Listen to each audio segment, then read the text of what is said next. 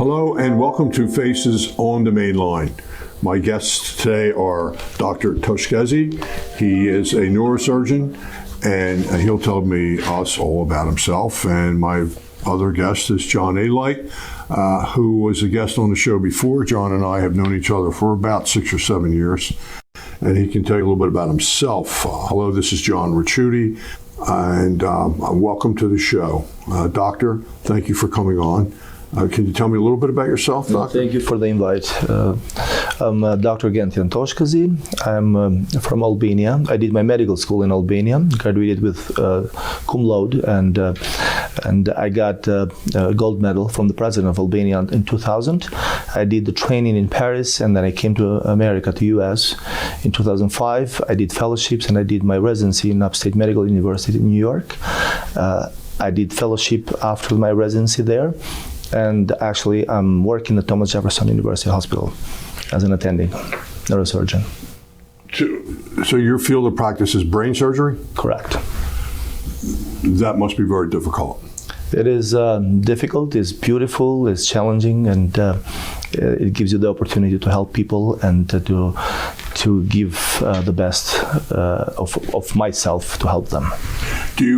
Are there continuing advances in brain surgery all the time? Absolutely. Brain surgery, it's a field that has had advances for the past 20 years, has been a big revolution, I would say, in technology and advances that we are doing. It's much better now. The technology is helping us to do interventions with a good quality and good outcomes for our patients. John, we know you and I are friends, so from the past, and you can just tell me quickly about yourself. Ex-gangster, ex-mafia. People know I was an enforcer at one time. Changed my life, and I'm involved in advocating pro-police, pro-America, but I'm also involved in helping some cases like Oscar Lugo out of Philadelphia, who got 400 years, and in my opinion, Philadelphia has been one of the most corrupt government-run agencies. And it's not my opinion. 53 different political people have been arrested in this state for corruption. So when guys like Oscar Lugo get 400 years, unwarranted, should be home a long time ago, I'm advocating for guys for some of these cases. And overall, the police department, like I said, I am for, but for some of the corrupt police department, they ruin it for the rest. I have to expose them. And again, I'm pro-police, but I'm pro-America, but I'm on a different path in my life. I'm trying to help these people that have been convicted, for the wrong things for the wrong amount of time. Other than being Albanian, what's your connection? I think I know John from more than 5 years now. In Albania, we met.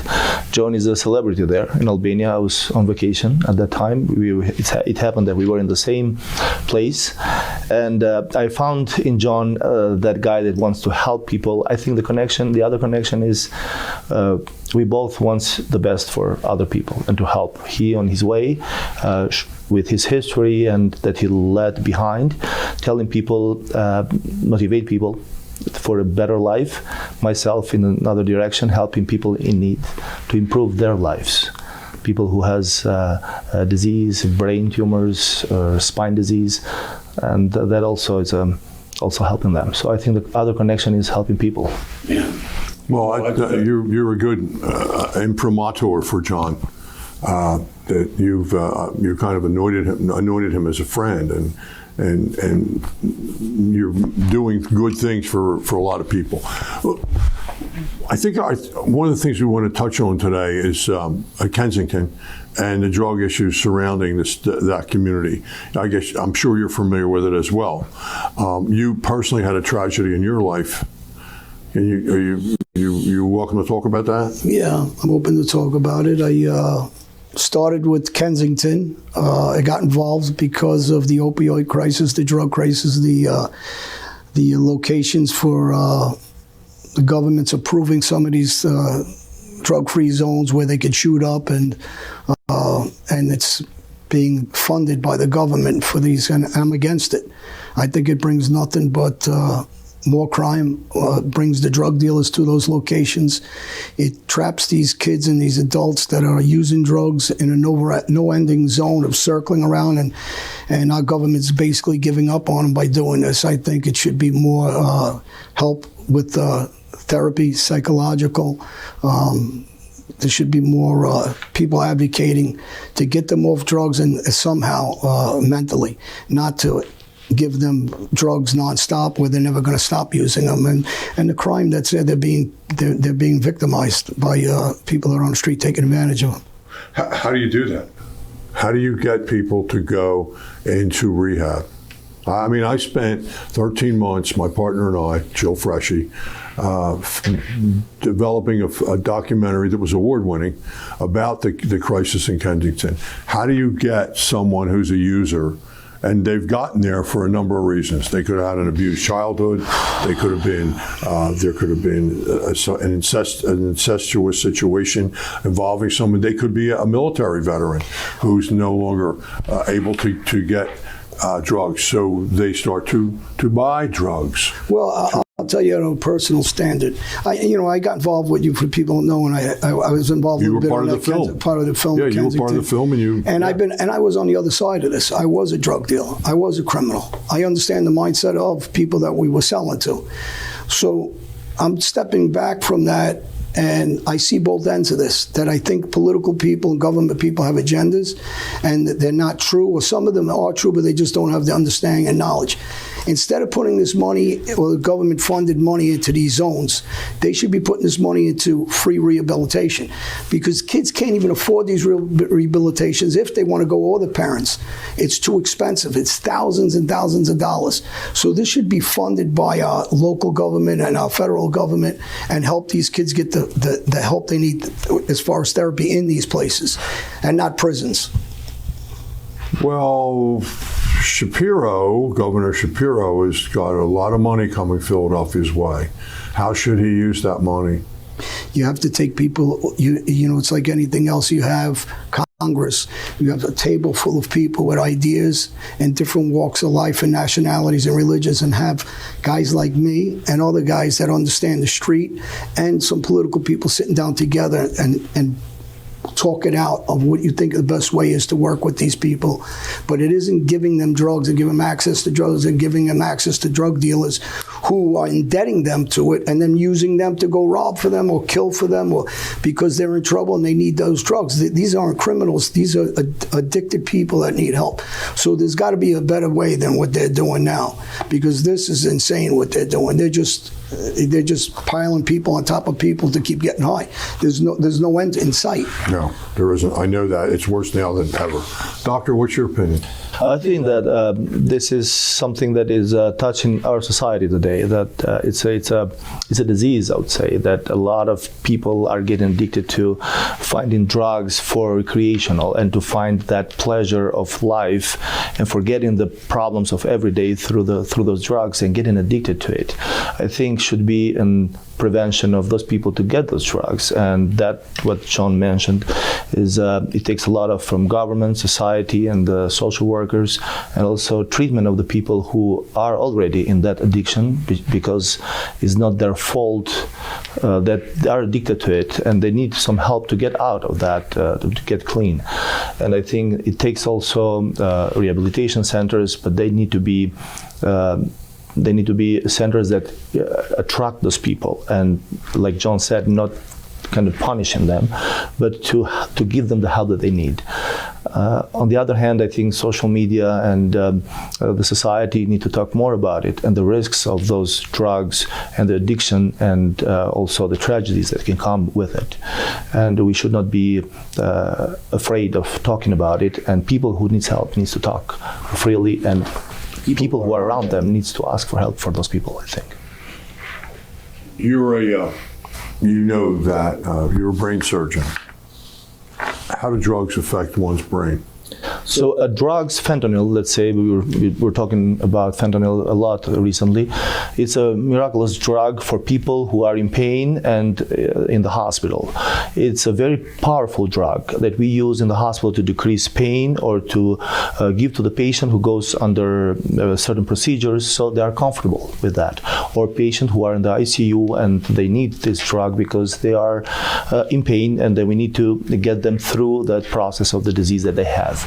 So those drugs are made mainly to give to people to decrease this pain and to help them to get better. However, taking those drugs in the body, it decreases the pain, but how it modulates the pain, I would say. But some of the side effects, I would say, is in the brain when they give this feeling of euphoria, happiness, and forgetting the problems of every day. When you take it in a higher dose, and when you get on the street, you don't have the right dose because it's not prescribed from the medical provider. Nursing, doctors, is given from someone that you don't know the dose that you're getting. That can be a higher dose that can give a suppression of the respiration. So beside that effect of happiness that you get, you might or you are in danger of not breathing and get anoxic brain and damage on the brain. That's one of the tragedies that we are talking about John's daughter. And I think I always compare taking those drugs like jumping from the airplane without a parachute. Well, in the hospital, you have monitoring, you have doctors, nurses that check on you all the time. You have the right dose to take it. If you take it on the street, you are jumping from the plane with that happiness in the beginning, but you don't have a parachute and you don't know how that might end.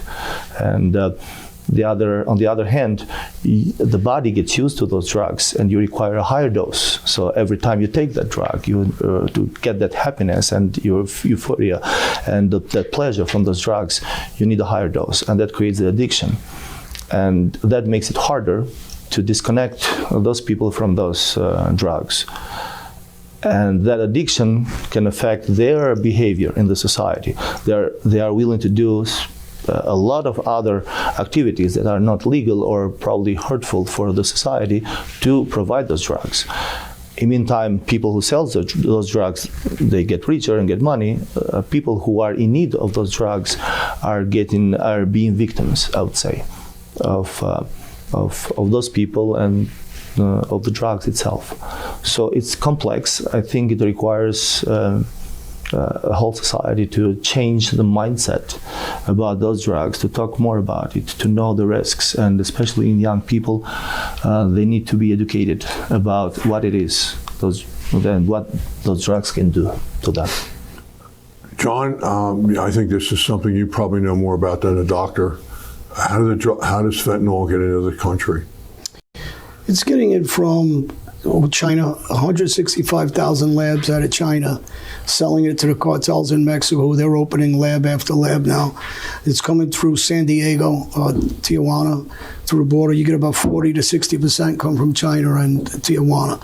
And we need sanctions against these countries. They're not calling a controlled substance in China, so they don't have to monitor their labs, or Mexico. You have the corruption on the Mexican side, and yet it's a $35 billion industry, pharmaceutical industry. The problem is our country, our government, when they do these omnibus bills and all these total bills of throwing trillions of dollars out, politically they talk a good game, all of them, but when you send $100 billion to Ukraine, to a war that you're funding where 15,000, 20,000 people are losing their lives, I feel bad for those people. I've said it over and over again.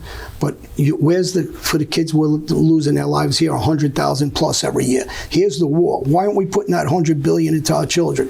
Why are we allowing this immigration floodgates coming in where these people are suffering also? This is not an American dream, it's an American nightmare. They're coming here, they're being raped, they're being tortured, they're being child trafficked. They're living and sleeping on defecated streets, and then our government's giving them free Xboxes, putting them in hotels. How about these kids that are living all over the street all these years? Why aren't we giving them places to stay? Why aren't we funding them instead of funding Iraq with billions of dollars that hate this country? Why are we not giving, Iran, and funding these countries? You're funding money into the borders of other countries, and you're not protecting our own border. And I believe in immigration, for the people are saying. I do believe, but not this way, because those people are indebted to the cartels. They're being abused by the cartels. They can't get a work visa for 4 years because of the influx of so many people. We have our veterans, 44,000 living on the street, becoming drug addicts, and for PTSD, suffering. We have orphans, 125,000 of them, and our government saying we don't have the money to fund the American citizens and kids that are dying every day and are addicted. Instead, they're being butchered on the street. They're going to prisons, and it's a revolving door because we do not want to fund them because it doesn't help them politically. We're funding other countries because of politics, but we're not taking care of our own families and kids here. This is the problem. I'll ask you that. Go ahead. To the question how the drugs come to this country, I think I agree with John. That needs to be a control of those drugs. Actually, in medicine and healthcare, we call them controlled substances. Even for medical providers, there is a check and there is a control, double control that we do when we give to the patients. I think the government and the laws have been very tight this time to not give the possibility to providers to give those medications to the patients in a high amount. And I think it's good, but also it's limiting some of the patients who really need the pain medication because of those new laws. On the other hand, those laws needs to be tighter and prohibit illegal drugs on the street and to find those drugs easy from the young people or from everybody. I think it should be controlled from medical providers.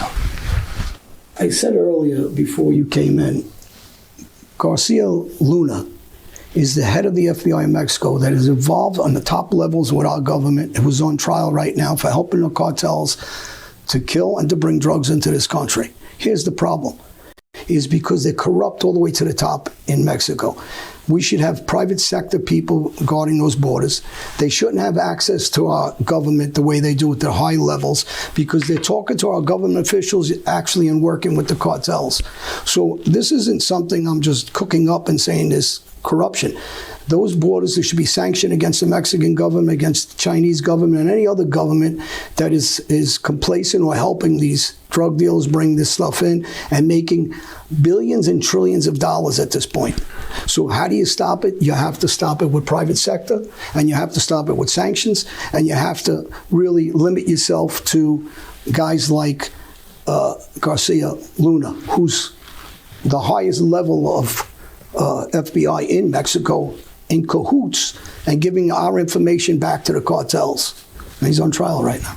This is what the drug, but the average kid that's in our neighborhood, black, Spanish, white, they're nothing. They're speck of how this is coming in.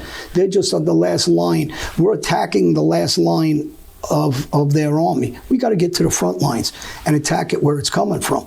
It's too late once we're attacking these kids on the street, because without the drugs coming in like this, they can't sell it like this. You got introduced to Kensington through the project that we did on mainlinetv.org. What is your involvement with Kensington now? Well, obviously, I lost my daughter 6 months ago from fentanyl. She was murdered from fentanyl. It's not an overdose. I've said it. She's not buying fentanyl like a lot of kids. They're putting it in things that they don't know what's in. Diet pills, Xanax, Adderall, drinks. They're putting it in everything. So you said they. I'm sorry to interrupt you, but who's they? Drug deals, Mexico, cartels, China. They're all in cahoots with selling this because you're making millions and millions of dollars off a kilo of fentanyl. It's a speck of grain of sand, he can explain. This tiny that puts in the effect that it would take tons of cocaine. So instead of buying cocaine and putting cocaine in, it's a lot more expensive. They put very little cocaine in, they cut it, and they put fentanyl in it. and they don't know how to monitor it. So they're killing kids left and right that are just taking a little bit and they're overdosing off it, and it's murder. It's not an overdose.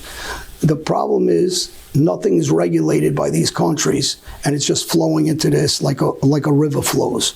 And it needs to stop through our government officials and to those governments with sanctions, not with the kids from our neighborhoods. The kids from our neighborhoods are nothing compared to the millions and millions and trillions of dollars that are coming into this country in drugs. You think open borders hasn't had an effect on the drugs coming into the country? I know the borders. We used to move drugs and we used to bring in pounds of marijuana. But when we were bringing it in, we weren't bringing in fentanyl. These guys are bringing in fentanyl. It's the most deadly drug out there. It's 100 times, I believe, than heroin, and 50 times more than morphine. This stuff is just lethal. It's like dropping a bomb here. So that 100 billion in Ukraine should be right here, with our children here, our families right here. And when you want to help them, again, you got to help your own citizens first, our veterans and the people that are suffering in this country and dying every day, and they're in this circle of death. And no one's doing anything about it. It's so frustrating watching these politicians talk and talk and talk, and they know what they need to do to fix this. You have our agencies on the border, on the immigration border, that we all believe in immigration, but it's got to be done properly or they're suffering too. They're not getting that American dream. So the problem is it's a political position by both parties, and who cares what side of the aisle you're on? Fix it. Do something about it. Stop putting money all around the world when you can't even control what's going on in this country. You got 800,000 homeless people in this country. Nobody's doing anything about it. And you want to bring in another 3 or 4 million now? 5 million? What are you doing with them? I said, and who's suffering is our kids. Do you see a lot of overdoses come through the hospital? You probably wouldn't. It's not. Yes, I'm a neurosurgeon, so my specialty is intervention in the brain and the spine for different pathologies. But however, we get called when there are cases, emergent cases, with patients that have brain swelling, and that is a case when the patient has an overdose and has brain edema, anoxic brain injury. It's devastating injury for those patients, and they call us to ask if we can do anything about it. Unfortunately, it's when that happens, that has happened, it's very difficult to get away to recover or to do any treatments for those patients because they come late. It's already done the damage, and it's unfortunate. It's a tragedy. John, my experience with Narcan, and I know how to use it, works well with heroin or morphine, but it does not work well with fentanyl. Is that true? It doesn't work well when they mix different drugs with the fentanyl. So if you're having cocaine and maybe ate a Percocet and you fentanyl, my daughter, when I didn't know much about the fentanyl industry until my daughter passed from it and was murdered by it. And I got involved with families that are all in touch with me. So I deal with this on a regular basis now where people are losing their family members. And it's so frustrating for us to know that it's just one more victim and it's continuous. That when I first learned about it, I called him because he's my best friend and he understands it. And he was giving me the understanding that I had my daughter on life support for 4 days and I was suffering. And he knew from speaking with the other doctors for me and discussing that she really didn't have a chance. And he was trying to let me know and gently bring me down to reality that this is not going to end well. And, you need to say goodbye.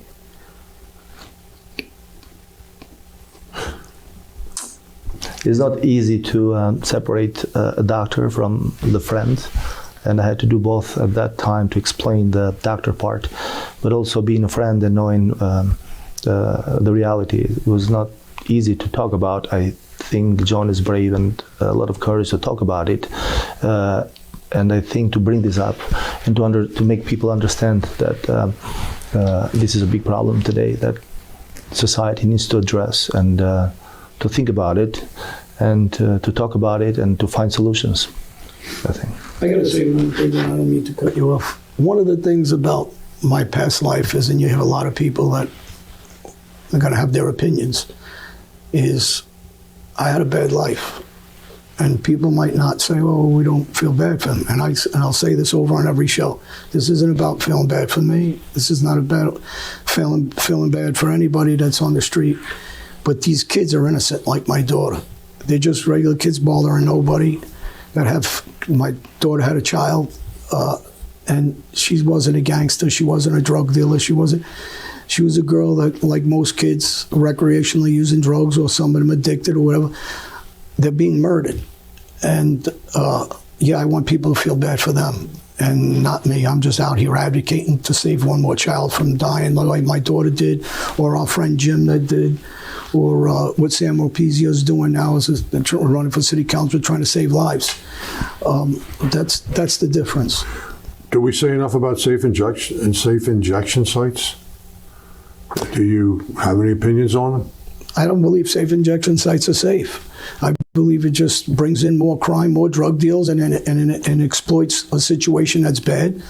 And dealers are going to take advantage of it. They got clients sitting there waiting for them, and they're going to get them indebted to them. And then when they're indebted to them, they're going to tell them, "I know where something's at. You got to rob this for me," and they're going to do it. And you're going to make criminals out of these kids and guys and adults that are on these safe injection sites. They're just trying to survive another day and get high. They're not criminals, and unfortunately, that leads to robberies, deaths, and murders. And that's what we're perpetuating, a bad situation. And the only way this is going to stop is to take those billions of dollars and put it into industries with doctors, with therapists, where it's free and the government's paying for it, instead of the injection sites. Get them in there. Got a couple minutes left. Anything you guys want to finish up with? I think thank you for inviting me here, and I think it's good to talk about those problems and to talk more, so the people understand what exactly it is. That little pleasure they get in the beginning from those drugs can turn out in a big tragedy and addiction and other social problems. So I thank you, my friend, that he talks about everywhere about this problem to help people in need. And for me, I just want to say, follow, again, Oscar Lugo, his case out of Philadelphia, the injustice of his case. I will be talking about that. And if anybody that's suffering through family deaths or don't know how to deal with somebody who's an addict, and you want to contact me at John Elite on Instagram, on my website, johnelite.com. And the more people that voice their opinions as a group, we're stronger to try to combat what's going on. Until next time, this is John Ricciutti, mainlinetv.org. Thank you.